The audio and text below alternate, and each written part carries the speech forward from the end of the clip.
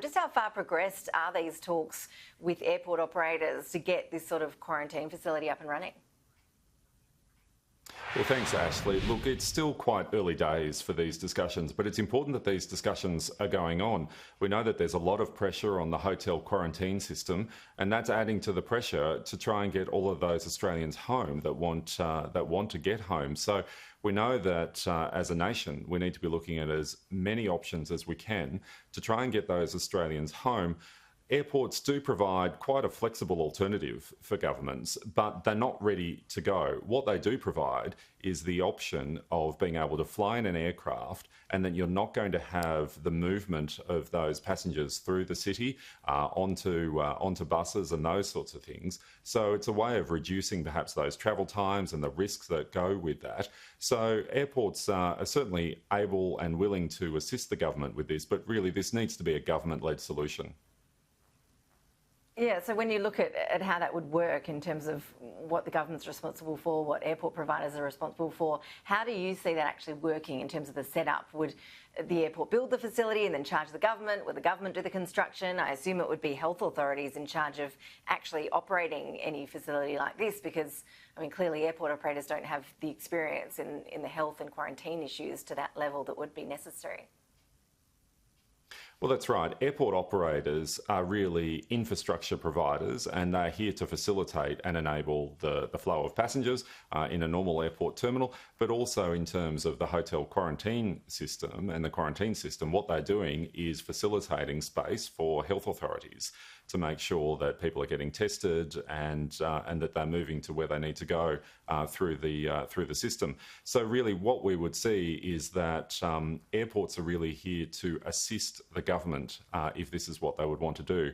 We need to realise that these facilities are not ready to go right now. If the government would like to look at an option like this, then there are airports like Avalon or Toowoomba who are certainly looking and are saying that they're ready to do this. But really it would be the airports providing those facilities and then making them available to the health authorities to make sure that they become those quarantine centres. So airport operators are not health officials. We don't operate any hotels ourselves, but what we're good at is helping government facilitate and provide that infrastructure to make sure that we are doing our bit to help Australia combat this pandemic, so that we can get our economy and get our nation back on its feet again. If a deal was reached tomorrow, how long do you think it could be until these facilities were up and actually running? Realistically, we're looking at months. We have been saying that we need to be looking at alternatives to the hotel quarantine system for many months now. Hindsight is great, but it would have been better to have perhaps been having some of these conversations much earlier on going into the pandemic to look at those different solutions. We look at the way that Howard Springs facility has worked, and that is a good option.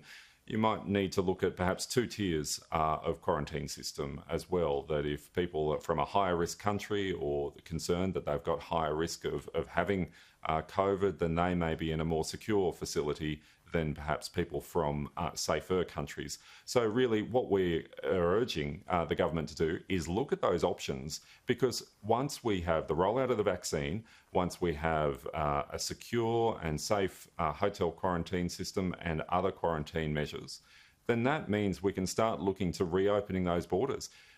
People need to travel again. We need to re-engage with business. People need to visit their friends and relatives. So that's what we want to do. We want to be able to get on top of these immediate issues so that we can start look to the recovery phase and get the aviation and the tourism sector back on track, get people back into jobs, and ultimately get the economy back on track. So we need to go through these phased approaches. So that's why we as airport operators are certainly happy to assist government with any of these measures, because we really want to look to the recovery phase.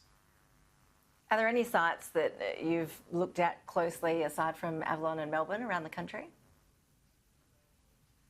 They're the main ones, but it's also important to remember that almost any airport, any major airport, can really facilitate international flights.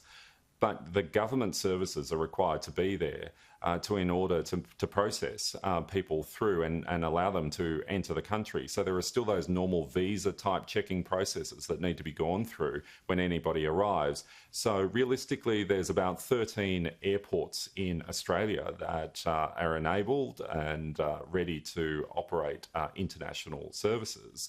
But realistically, we're only using about 4 airports at the moment. Those major capital city airports are really the only ones that are being used for repatriation flights at the moment. So governments have other options. It's not just looking at building new facilities, it's also looking at some of those resources that we might have available. But it's not just the airport being ready, it's the government being ready to make sure that there are Border Force officials and health officials. They're ready to meet and to process any passengers that might be using that particular airport.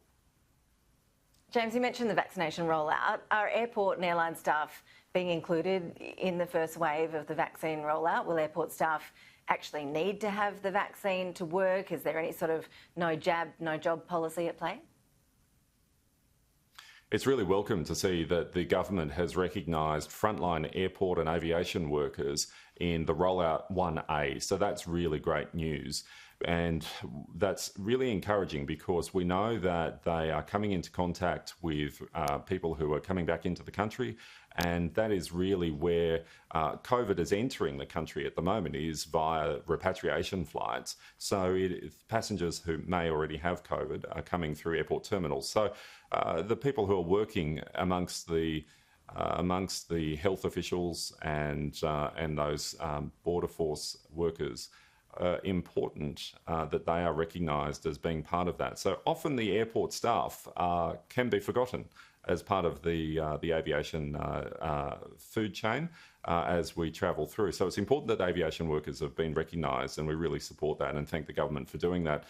In regards to who gets it and when, that's still being worked through.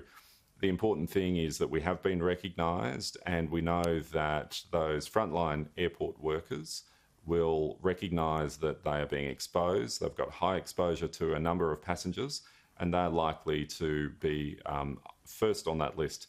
And that's really, we'll work with the health authorities and with the workforce to have a common sense approach on who is prioritised.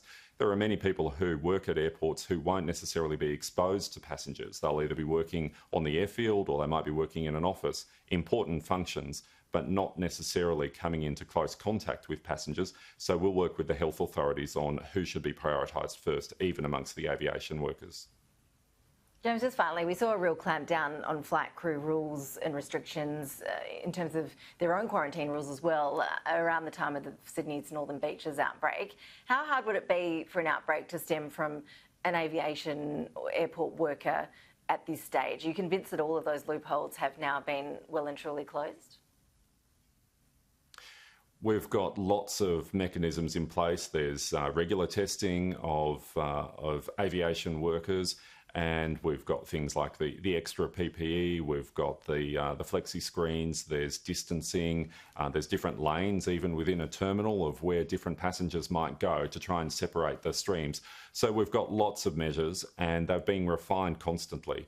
So it's a very sound system, but we do know that outbreaks can and could occur, and it's a way of managing that. But certainly with the testing regime at the moment, then we're very confident that we're doing absolutely the best we can, and we can see that we're still, Australia and the aviation network, certainly the envy of many other countries with the way that this is being handled. But importantly, we know our role, that is to help facilitate getting Australians back home. So we need to do that, and there are risks associated with that, but we're doing the right thing for the community to make sure that we're enabling that and protecting the workforce as much as we can to make sure that they are not facing any unnecessary risks in order to do that. James Goodwin, appreciate your time. Thanks so much. Thanks, Ashley.